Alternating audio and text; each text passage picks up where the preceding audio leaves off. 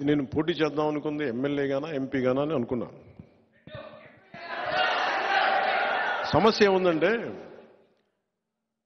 చాలామంది పెద్దలు నన్ను కోరుకున్నారు మీరు రెండిట్లో పోటీ చేయమని. కానీ కన్ఫ్యూజన్ ఏముంటుందంటే క్రాస్ ఓటింగ్ ఉంటుందా, నిలబడతామా లేదా, ఇవన్నీ ఉన్నాయి. అది ఎలా చేద్దాం ఏంటి అనేది ఇంకొద్ది రోజుల్లో ఒకటైతే ఖచ్చితంగా చెప్పగలను. నిన్న భీమవరం పులపర్తి ఆంజనేయులు గారికి ఇచ్చాను. తిరుపతి ఏమో మన జంగ శ్రీనివాసులు గారికి ఇచ్చాను. గాజువాకేమో తెలుగుదేశం వాళ్ళు తీసేసుకున్నారు అనుకుంటాను ప్రస్తుతానికి. సో పోనీ పిఠాపురం తీసుకుందామంటే మా ఉదయ్ ఉన్నాడు ఇక్కడ. సో ఉదయ్ని ఏం అడగాలి తెలియట్లే. సో ఉదయ్ని అడిగి పిఠాపురం ఖాయం చేసుకోమని చెప్తాను. పిఠాపురం నేను 2009 నుంచి కూడా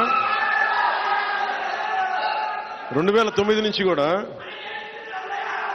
2009 నుంచి కూడా అందరూ 2014లో పార్టీ పెట్టగానే ఫస్ట్ నాకు పిఠాపురం నుంచి అడిగారు పోటీ చేయమని. మళ్ళీ తెలంగాణలో అడిగారు పోటీ చేయమని. మళ్ళీ పిఠాపురం నుంచి వచ్చింది, 2 చోట్ల నుంచి వచ్చింది ముందుగా. కానీ పిఠాపురం నేను ఎందుకు పోటీ చేయట్లేదు లాస్ట్ టైం అంటే నేను రాష్ట్రం కోసం ఆలోచించేవాడిని. నేను నిజంగా చెప్పండి, నా ఎన్నికల గురించి నేను ఎప్పుడు ఆలోచించలే. నేను మ్యాక్సిమం అనుకున్న అనంతపురం అర్బన్కి నిలబడదాం, అనంతపురం జిల్లాలో నిలబడదాం. అందుకు 2015లో పార్టీ ఆఫీస్ అక్కడి నుంచే ప్రారంభించాను, మంగళగిరి నుంచి ప్రారంభించాను, అక్కడి నుంచి ప్రారంభించాను, అనంతపురం నుంచి. కానీ దాన్ని ఇప్పుడు నేను ఒక బాధ్యతను మోస్తున్నప్పుడు, నేను ఒక బాధ్యత ఇచ్చినప్పుడు దాన్ని మోసుకెళ్లే వ్యక్తుల సమూహం లేదు నాకు అక్కడ. అందుకని వదిలేయాల్సి వచ్చింది. తిరుపతి ఆల్రెడీ ఇచ్చేసి మనం ఎన్నిసార్లు చెప్పాలి. ఇప్పుడు ఇదేంటంటే జనసేన పవన్ కళ్యాణ్ పిఠాపురం నుంచి పోటీ చేస్తున్నారు.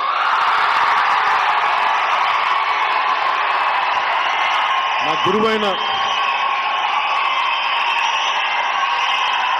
గురువు దత్తాత్రేయుల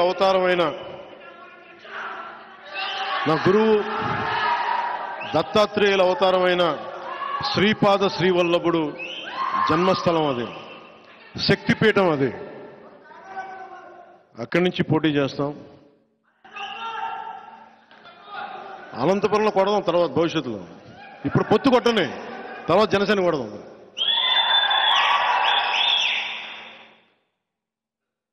ఎంపీగా పోటీ చేయాలా లేదా అనేది కొద్ది రోజుల్లో అంటే నాకేం అదే ఇవన్నీ ఎస్లు ఉన్నాయి, నోలు ఉన్నాయి. అది ఎట్లాగనేది నాకైతే మనసులో ఎమ్మెల్యే ఉంది.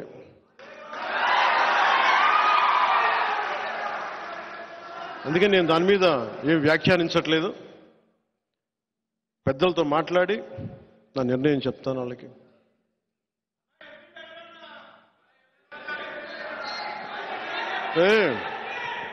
అంటే సీఎం అంటే సెంట్రల్ మినిస్టర్, ఆ మాట కోసమా మీరు? చేద్దాం ముందు కాదు, కొంత నేలని ఇక్కడ కడుగుతాం. ఇక్కడ కొంత పార్టీ నిర్మాణం ఎలా జరగాలి,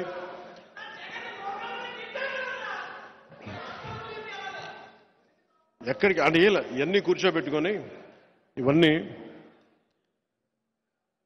ఈసారి 21 స్థానాలకి పరిమితం అయిపోయినా కానీ మొన్నదాకా 98% స్ట్రైకింగ్ రేట్ అని చెప్పా. ఇప్పుడు 100% కొట్టాలి.